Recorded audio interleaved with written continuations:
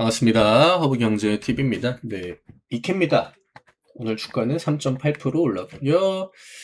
어제도 제가 뭐 명확하게 이야기를 드렸는데, 확실히 이제 음봉 나온 날에는 조회수가 좀 떨어지더라고요. 물론 뭐 음봉 나온 거 다 확인을 하셨기 때문에, 그냥 뭐 빠질 만큼 빠졌구나. 혹은 기분이 안 좋아가지고, 혹은 내가 오늘은 좀 바빠서, 뭐 안 보시는 분들도 많겠죠?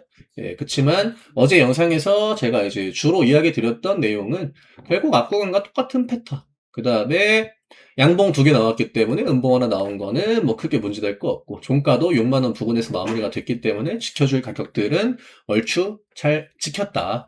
오늘 양봉 나오면 그냥 뻔하거든요. 네, 우리가 지금 머릿속으로 이 패턴이 나오기를 기다리고 있잖아요. 그 다음에 이 63,000원이라고 하는 이 저항 가격, 첫 번째로 지지를 보여줬던 이 구간, 그 다음에 이스케가 조금 더 편하게 어떤 강한 움직임을 보여준다라고 하면 결국 이 가격을 확보를 해야 된다라고 이야기를 드렸죠. 근데 이러면 어차피 지금 조정도 한번 나왔잖아요. 물론 여기서 한 번 더 뭐 쉬었다 갈 수도 있겠지만, 혹시나 이제 뭐 시가 같은 거를 뭐 띄워놓는다라고 하면, 그리고 그 관세 판결 또 연기됐죠. 네, 또 연기됐습니다. 당분간은 그냥 좀 그냥 없는 셈 치고 봐야 될 것 같아요. 20일, 뭐 21일에 나올 확률이 또 높다라고 하는데, 이건 뭐 거의 양측이 손해이죠, 이제. 뭐 늑대가 나타났다 했다가 또 안 나오고 하는 거와 똑같기 때문에, 당분간은 뭐 신경을 쓸 필요까지는 없을 것 같고, 다음번에, 그러니까 연방 대법원도 계속 이제 뭐 중요한 거 한다 했다가 뭔가 좀 부담이 되나 봐요. 그래가지고 시장에 미칠 영향력 이런 것들을 고려해서 그냥 뭐 어떤 판결을 내릴지는 얼추 결정이 돼 있는 것 같은데, 그냥 좀 타이밍, 눈치를 보고 있는 게 아닐까라고 생각이 되고, 결국에는 뭐 언젠간 나오겠죠. 뭐 그거는 그때 가서 생각할 문제인 것 같고, 지금은 뭐 그게 이제 연계가 됐다라고 해가지고 이차전지가 오늘 밀린 것도 아니고, 오히려 코스닥 쪽에서는 이차전지랑 이제 로봇 애들이 좀 더 좋았죠. 오늘 코스닥이 그래도 좀 따라가려고 하거든요. 예. 두 개의 섹터가 움직입니다. 그러니까 이차전지도 오늘 뭐 포스코 그룹주들도 좋았고, 물론 에코프로나 에코프로 BM이 강한 양봉을 보여준 건 아니지만, 보통 지금 코스닥이 불리한 구조가 만들어지는 가장 결정적인 원인은요, 이런 음봉 캔들들. 그러니까 코스닥에 있는 종목들이 양봉 나올 때도 약하고 음봉이 나올 때는 커버가 안 되잖아요. 에코프로가 막 밀린다라고 해가지고 막 에이벨바이오나 알테오젠이나 뭐 이런 종목들이 매일같이 뭐 3% 4% 양봉 보여줍니까? 안 되잖아요. 얘네들도 바이오도 지금 약간 시간적으로 구조적으로 불리한 시기이다 보니까, 이게 코스피는 반도체가 안 간다? 조선, 방산 올라가요. 조선, 방산이 안 간다? 원전이니 뭐 전력이니 이런 애들이 올라가요. 이 애들이 안 간다? 현대차, 기아 이런 애들이 막 올라가요. 그러니까 누가 올라가지 않는다라고 해도 데미지가 별로 안 들어오는 구조거든요. 이 순환이 워낙 또 굉장히 기계적으로 잘 돌아가고 있기 때문에. 근데 코스닥은 2차전지가 안 올라가네? 바이오 올라가나? 바이오도 끔찍도 안 해요. 그러니까 이쪽에서 2차전지가 코스피 시장에서 어느든지 불리함을 가져갈 수 있긴 하잖아요. 2차전지가 뭐 예를 들어가지고 LG엔솔 1%가 밀려요. 그럼 에코프로도 1%, 2%가 밀릴 거 아니에요. 근데 바이오가 이거에 상응하는 양봉들을 매일 보여주지 않기 때문에 코스닥 지수가 굉장히 답답한 겁니다. 특히나 또 최근에 로봇주들이 계속적으로 조정이었죠. 보통 이제 코스닥에 영향을 주는 로봇주들을 보면은 로보티즈, 레인보우 로보틱스거든요. 로보티즈도 지금 거의 한 달 내리 조정을 줬고, 레인보우 로보틱스도 로보티즈랑 거의 똑같아요. 근데 이 상황에서 뭐 바이오 종목들도 힘이 안 붙잖아요, 지금 이런 식으로.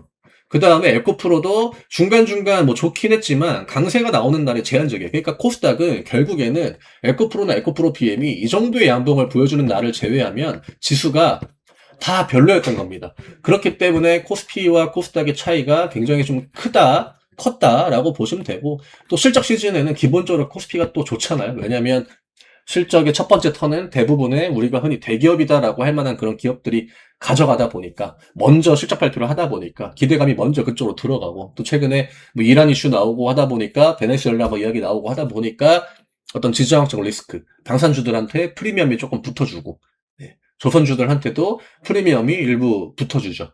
네. 그래서 지금 시장은 딱 요런 구도예요. 우리가 뭐 제가 이런 얘기를 왜 드리냐면은, 결국 이스캔은 2차전지가 조금이라도 빨간불들이 많이 들어와야 된다라고 몇 년째 이야기를 드리잖아요. 지금 보면은 4거래일 중에 빨간불이 3개입니다. 지금 시장은 양봉 하나 나오면 내가 이제 이틀은 기다려야겠다, 이게 기본 패시브거든요. 근데 지금 4거래일 동안 양봉 하나 나왔다. 다음날 음봉 안 나왔죠. 양봉 나왔다. 다음날 음봉. 뭐 그래 오케이. 근데 여기에서 뭐 또 지루한 캔들을 2개 만들고 이게 아니라 다시 한번 또 양봉입니다. 물론 여기서 지루한 캔들이 뭐 1개, 2개 만들어질 수도 있겠죠. 이제 주요 저항 구간으로 붙는 가격이니까.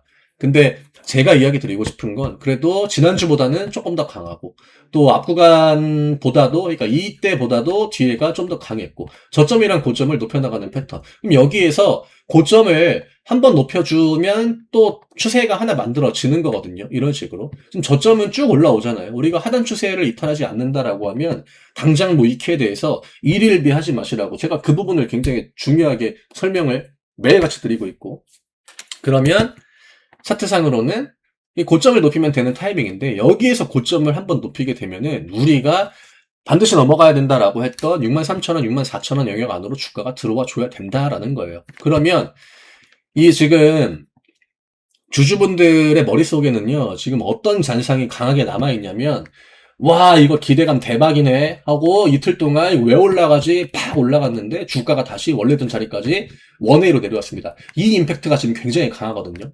차트가 뒤에 뭐 이런 식으로 찔끔찔끔 양봉이 나오고 음봉이 나오고 양봉 나오고 음봉 나오고 해도 주주분들은 이미 여기에 지금 다 꽂혀 있는 겁니다. 근데 지금 야금야금 이렇게 시간은 물론 걸렸지만 저점 올리고 고점 올리고 저점 올리고 고점 올리고 해가지고 어디까지 왔냐? 절반 구간까지 온 거예요. 이런 것들이 굉장히 좀 심리적인 영향을 많이 받습니다. 이게 기술적으로 보면 그냥 냉정하게 숫자만 보면요. 제가 이 캔들을 그냥 하나의 캔들이다라고 가정했을 때 어쨌든 절반은 여기잖아요. 절반 라인을 확보를 하고 넘어가려고 시도를 하는 거예요. 그러니까 이렇게 야금야금 올라오면 떨어질 때 임팩트가 크다 보니까 주가가 생각보다 회복이 많이 나왔다, 많이 올랐다라고 느끼지 못하겠죠. 예. 근데 그거는 심리적인 영향이 크다. 물론 계좌에 있는 수익률이 올라가고 내려가고 하는 거를 매일같이 보시겠지만 지금 이 캔은 생각보다 좋은 가격까지 잘 올라오고 있다라는 겁니다. 네, 애초에 우리가 지금 여기를 보고 1년, 2년을 기다린 게 아니에요. 네, 여기를 보고 1년, 2년을 기다렸다라고 하면 우리가 여기에서 그런 대응을 하지 않았겠죠. 이 이후에 진짜 본격적으로 시장에 어떤 재료가 던져지고 이슈가 나와지고 또 트리거가 당겨지고 그 타이밍에 얼마나 강한 액션이 나올까 이거를 지금 기다리고 있는 거기 때문에 이런 잔잔바리 구간에서 굳이 내가 힘을 뺄 필요가 없다라고 하는 거죠. 결국 다 이런 것들은 체력 관리예요. 그 체력이라고 하는 게 육체적인 체력이 아니라 심리적인 체력 그런 것들을 잘 관리하셔야 된다라는 겁니다. 뭐 뻔하잖아요. 언제 뭐 이케가 지금 8월 여름 이후로 6월 이후로 뭐 추세를 한 번이라도 깬 적이 있습니까? 없잖아요. 물론 여기까지 안 내려오고 반등 나오는 게 좋죠. 다만 이 가격대를 깨지 않는다라고 하면 우리가 작년 상반기에 뭐 1월, 2월에 가졌던 그 기대감, 3월, 4월에 가졌던 기대감, 5월, 6월에 가졌던 기대감을 아직까지는 수정을 할 필요가 없다라는 겁니다. 이 간극이 커요. 그리고 이케는 애초에 등락폭이 굉장히 큰 종목이라는 것도 우리가 알죠. 다만 12월은 어떤 제도적인 특수한 부분들이 많이 맞물렸고, 뭐 양도세 같은 그런 부분들. 그 다음에 이제 전체적으로 시장이 밀리는 그런 구간들도 좀 있었기 때문에 그때 이제 뭐 같이 내려왔던 부분들도 감안을 해야겠지만 이게 내가 이 캔을 많이 들고 있는 입장 혹은 뭐 비중을 꽤 들고 있다라고 하는 입장에서는 이런 캔들 하나하나가 진짜 저녁에 밥맛이 뚝 떨어질 정도로 짜증을 유발하는 그런 움직임들이거든요. 하지만 달라진 거는 없다.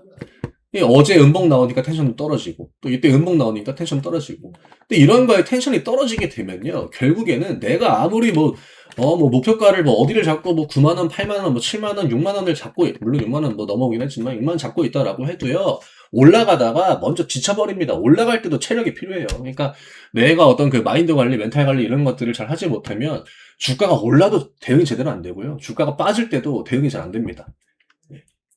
이런 반복적인 이야기들을 제가 엄청나게 자주 드리는 이유 중에 하나도 사람이라는 게 특히나 주식시장은요 심리에 굉장히 취약해요. 근데 지금은 내 심리보다 이 시장이 갖고 있는 어떤 그 뭐 파워, 유동성 이런 것들에다가 좀 더 포커스를 둬야지 진짜 우리가 걱정을 해야 되는 시기가 오려면 일단 금리에 대해서 전망이 확 바뀌어야 됩니다.